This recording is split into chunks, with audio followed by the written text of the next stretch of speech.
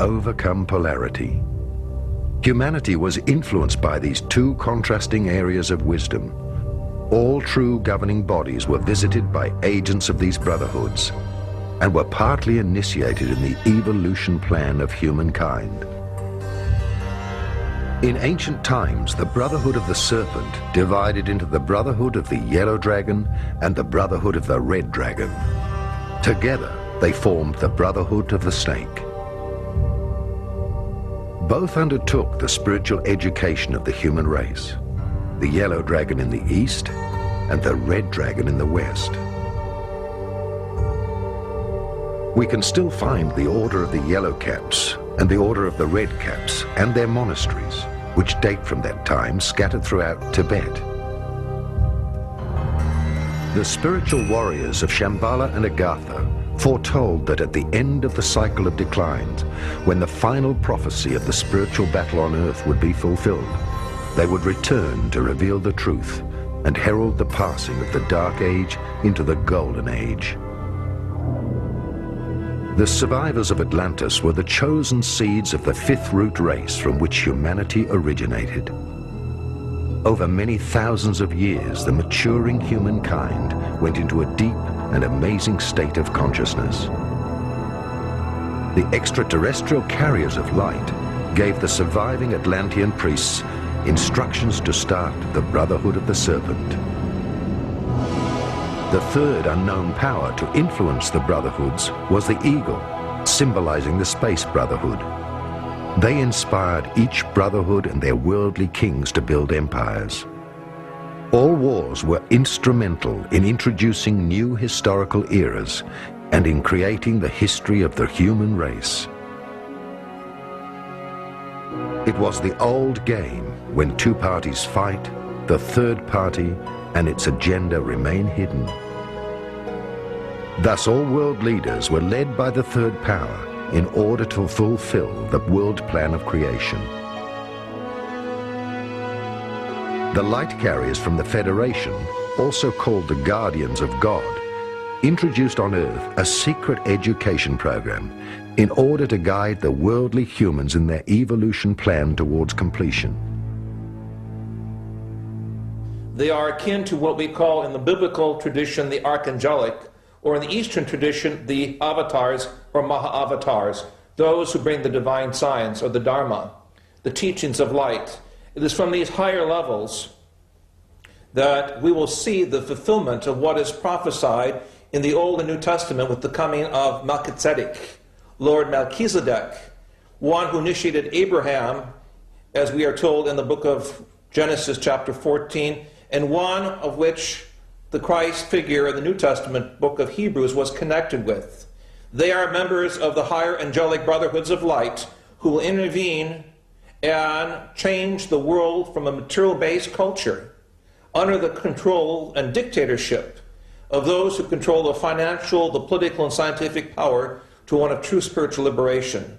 I believe this will take place in the beginnings of the 21st century, and in the next 20 years we will see rapid change and disintegration of the old rights and privileges, the orders that we have thought about historically as the mystical orders and brotherhoods assigned with Archangel Michael, Gabriel, Raphael. In the East, the great avatars will be seen as part of the Great White Brotherhood, or those who have the Christ appearance, those who have the appearance of Adam, the first parent, symbolically of the human race, so that we know our identity, we know our cosmic origin, we know our cosmic future. We must avoid contact with these lower forms of manipulation, control, and power.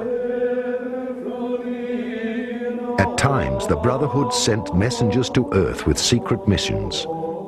They sought out the spiritual heirs and the worldly leaders of the different epochs and gave them new instructions.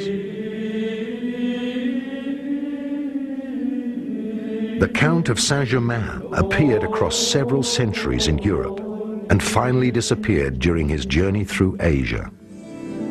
The decline of the human consciousness after Atlantis was part of God's deliberate plan in order to move the souls towards completion. Nothing could hinder it, because the web of the planet's basic energy and its electromagnetic radiation increasingly distorted the consciousness of people.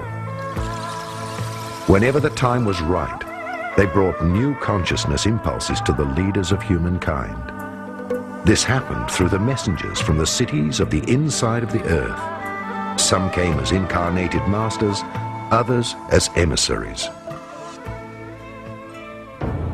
Since the destruction of Atlantis, the brotherhood of the Illuminati prevailed. It started as a sun supremacy with all its masculine attributes. All Western cultural circles carry the symbol of the snake, the pyramid, or the obelisk, which point to the masculine power of the cosmos. Churches and high-rise buildings in our civilization indicate the strength of the male omnipotence. The Sun Masters are the architects of all Western cultures and are now striving to reach prominence through the ruling of the global world order. They all serve Shambhala and work with the Red Dragon, the red-capped Tibetans who are the worldly representatives of Shambhala. The aim of the Brothers of Shambhala, together with their worldly leaders, the Illuminati, is to establish a global world government. The Brotherhood represents the earthbound powers, the Omega Pole, the builders of matter. World politics and religions have the same objective. They obey some brotherhood or priesthood, using different means to obtain this single objective. Hence, since the battle in Atlantis, the Brothers of Shambhala have led the spiritual elite to build diverse world empires. Who are the Illuminati? That's one of the most interesting questions that one would never find answered in the academic textbooks. The information about it is missing from the public libraries.